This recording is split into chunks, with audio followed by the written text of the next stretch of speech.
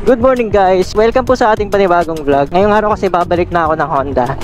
Dahil nakausap ko na yung ehente ko. Available na daw sa kasa yung ORCR after ng mga ilang follow-up ko. Ngayon, si ADB na kagad ang ginamit ko. Total, kukunin na rin naman natin yung ORCR. Excited na kasi akong gamitin to eh. Although pwede ko naman gamitin yung isa nating moto, yung Honda Beat. Pero di bali na, ito na lang muna. Kapag na-checkpoint naman tayo, halimbawa lang na na-checkpoint ako, pwede ko naman sabihin na kukunin ko na yung ORCR. Papakiusapan na lang natin. Pero malakas ang loob ko na pwede naman yan, na i-consider na lang ng police yan pag checkpoint ta. Pero hindi ko sinasabing tama, huwag nyo na lang tularan. Pero I think naman considerable naman siya. Since kukunin na nga yung yung ORCR. Yung plaka tinanong ko, actually yung plaka tinanong ko rin kung available na. Sabi, check pa daw nila. Check pa daw nung agent na kausap ko. Malalaman ko na lang doon pagdating natin. Hindi na kasi siya nag-reply eh. Excited na akong umalis para makuha na natin. Siya nga pala, yung ATV natin, nakuha ko siya sa Honda Triumph Caloocan, dun sa may malapit sa Monumento 10th Avenue ata siya. Hindi ko lang kabisado yung yung exact address.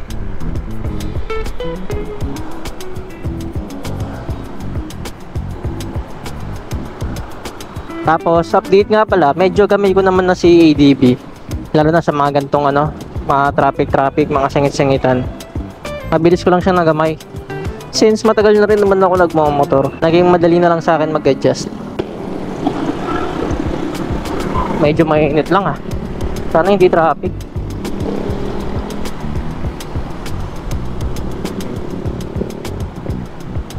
Ang dali niya lang dalhin eh. At ang sarap. Okay, sa mga interested pala na malaman kung ano yung sitwasyon ng NSCR, ito na yung istasyon dito sa May Marilao, Bulacan. Nasa likod niya SM City, Marilao. Malapit na matapos to. Or I mean, finishing na siya. Tapos na yung mga haligi niya. At malaki, no? Mahaba siya, medyo mainit ang biyahe natin. Time check, 9:52 AM. Mga estimated ko mga isang oras eh.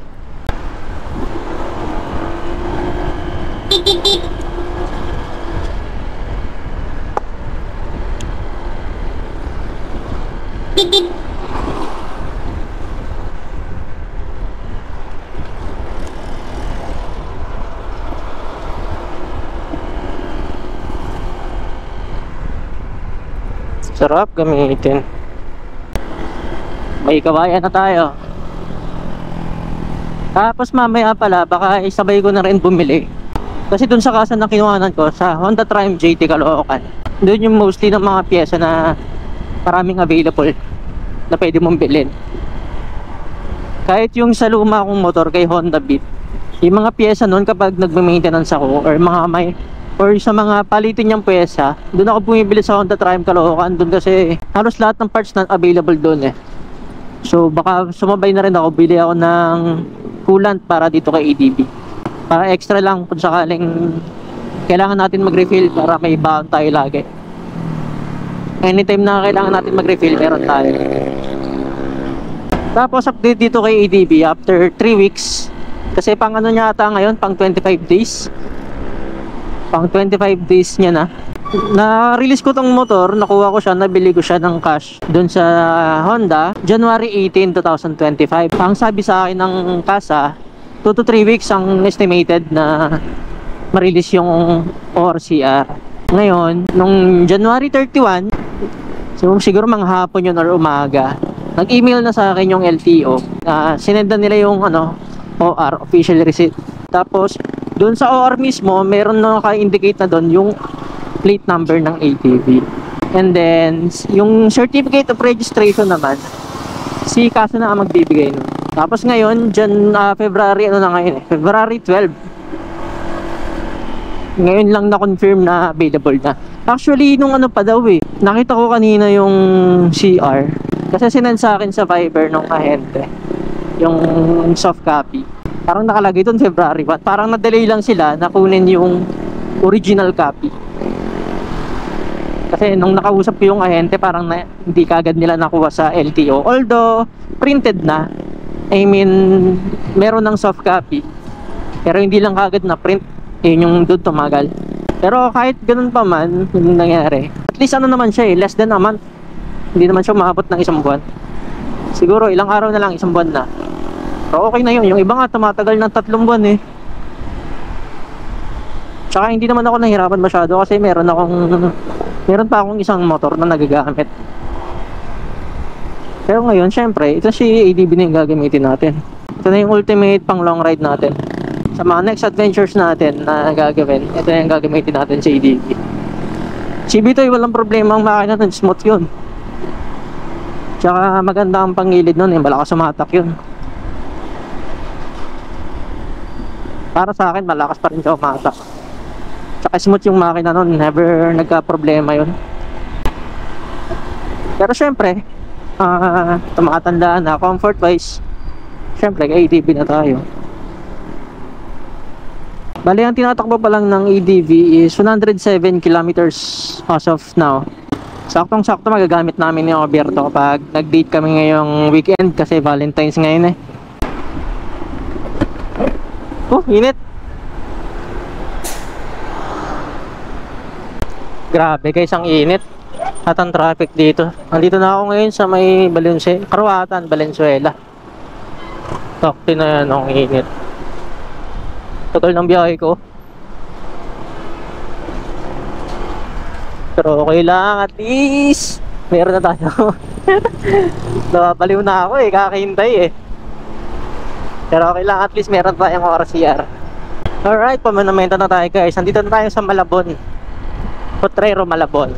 Shoutout nga pala guys sa mga nakapanood nung previous vlog natin, yung time na kinuha natin si ADB, nung time na nag-release tayo. Ang daming nanood, tsaka ang dami rin nag-comment. Shoutout sa mga nag-comment doon, tsaka sa mga nag-manifest din katulad ko dati. Tsaka sa mga viewers natin dyan na hindi pa nakasubscribe, baka naman lagi nyo na makikita si ADB sa mga bagong vlog natin, lalo na sa mga adventures natin.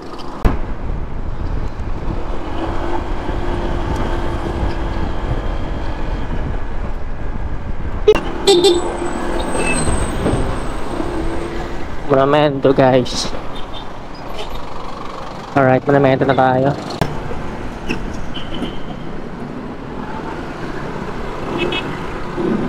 Tapos yun, sa mga dumadaan pala dito, kapag padiretso kayo Rizal Avenue, tumilid na kayo dito agad. Madalas may nanguhuli dyan eh.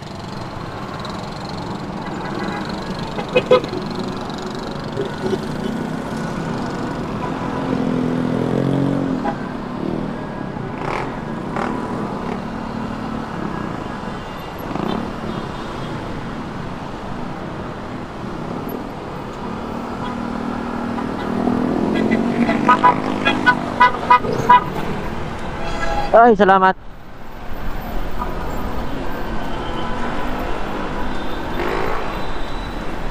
Grabe, busy ng mga tao.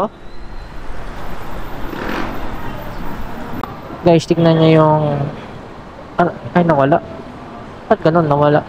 Kanina yung fuel consumption ko nakalagay dito, 67.5 kilometers per liter. Pero hindi yun yung tamang reading. Kasi 150 kilometers pa lang yung tinatakbo nito.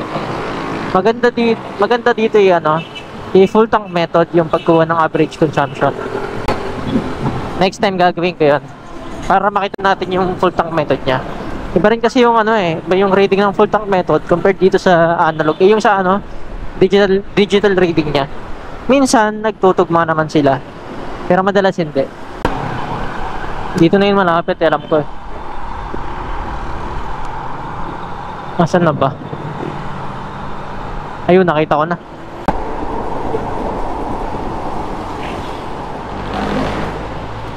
Ito rito. Diyan po. Kukuha po ako ng ORCR.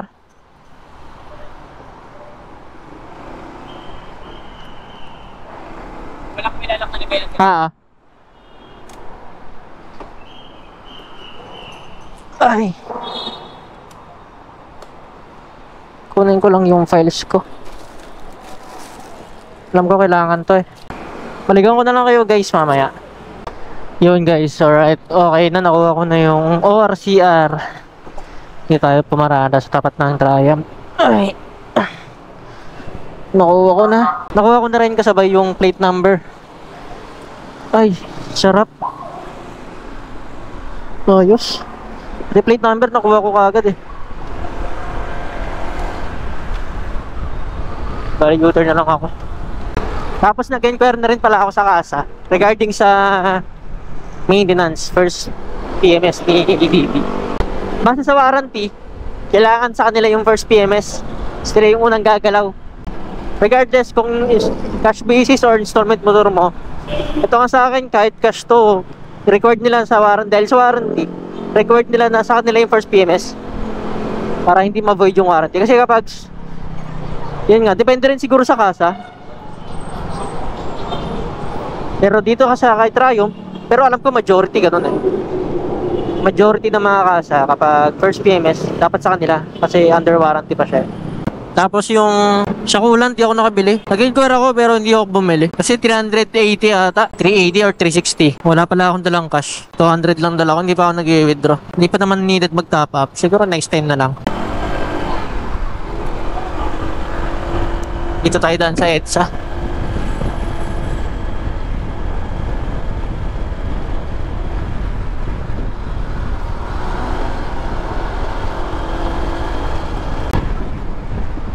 Mag-ano ako, paikot tayo bago tayo umuwi. This weekend, ito na yung gagamitin natin kasi may plan kaming umalis ni OBR kasi nga Valentine's week ngayon. Tapos may binili rin pala ako na bolts dun sa kasa. Akala ko free siya. Hindi pala. Nung time na nire-release na yung ORCR ko tsaka yung plaka, in-endorse na sa akin. And then at the same time, inalok niya na rin ako ng ano, na bumili ng bolts and nuts. Tsaka tapos may kasama ng washer. Stainless. Ang expectations ko is kasama na yung bolts and nuts tsaka yung washer sa pagbigay ng ano, ng plaka. Yung pala hindi, kala ko libre yun. May bayad pala. Yung presyo niya is 50 pesos. Ano na yun, pares na dalawa. Binili ko na rin kasi para hindi na ako magagilap ng mga bolts and nuts. Di ko kasi sure kung meron pa ako stock sa bahay. Tsaka maganda naman tingnan, malinis. Stainless pa. Katulolo. Shucks. Ba't andun yun? May aso dun. Shucks. Kawawa naman. Buhay pa eh. Anyway, andito na tayo sa Manyos.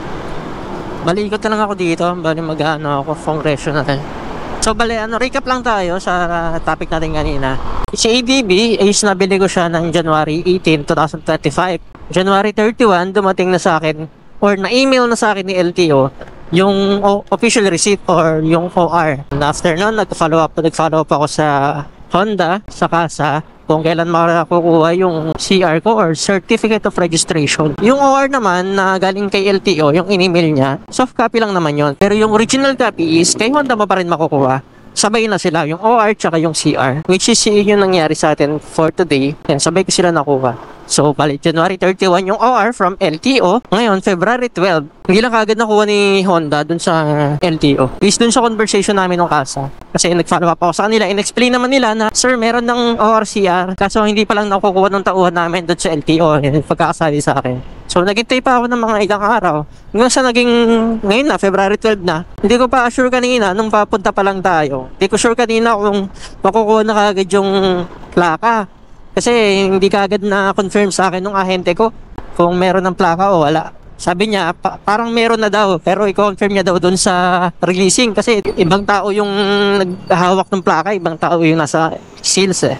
Yun, bale, kasi hindi niya na ako nabalikan, busy ata. Ayun, nung pagkakakuha ko doon sa releasing, fortunately, meron naman. Eh di yan, saya natin ngayon. Bale, hindi na tayo pabalik-balik, di ba? Yung iba kasi may nag-comment ka pala, shoutout ka pala sa nag-comment doon sa previous video natin nung kumuha tayo ng ADB. Nag-comment siya doon na sa Honda Triumph Caloocan, din siya kumuha ng ADB 160 niya. And shinare niya rin yung ano niya, yung experience niya kung ilang days nakuha, ilang days nakuha yung OR, ilang days nakuha yung CR, ilang days nakuha yung plaka. Sa kaso niya, hindi sabay-sabay. Basically nauna talaga yung OR from LTO. Soft copy lang yun pero yung ORCR mismo, yung hard copy nila pareho is yun yung to follow na manggagaling na kay Honda. Ganun din yung nangyari kay brother na nag-comment sa atin. Yan, ipa-flash ko na lang sa screen yung yung comment ni brother. Shoutout sa brother Pero nung time niya nakuha niya yung ORCR niya sa kasa, hindi pa niya nakuha kagad yung plaka. Parang 5 days or 2 days ata yung pagitan. Pero at least, hindi siya umabot ng isang buwan. Kasi January 18 to February 12 na ngayon. As of today, itong ginagawa natin yung vlog. Ang dami kong pinag-inquiran na nakaasa. Yung iba 2 months, 3 months, ganyan. Pinakamabilis sa kanila yung 1 month, 1.5 month, mga ganyan. Ito kay Honda Triumph, marirecommend ko siya na pagkuhanan nyo ng motor ninyo. Lalo na sa mga ADB 160 user. Mabilis lang din.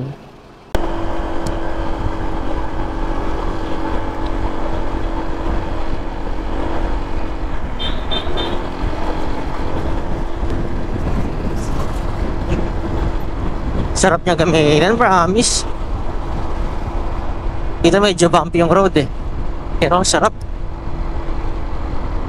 Comfy talaga sa ADB.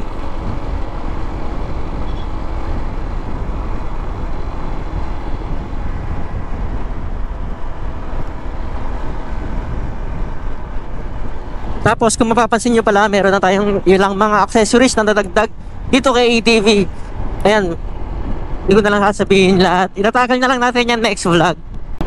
Papakita ko sa inyo yung mga upgrades and accessories na katabit kagad natin kay ADB. So bali guys, ito na pala yung plaka natin. Install na natin ngayon. Kasi ito pala yung sinasabi ko sa inyo na bolts and nuts na binili ko dun sa mismong kaso. Ayan siya. Stainless. May kasamang nut and washer. 50 pesos dalawa na to. Maganda rin yung bolts na nabili natin sa kasa. Okay naman. Makapal na rin siya, so hindi mo na kailangan patungan ng washer dito. Yung washer, dun ko na lang sa likod nilagay.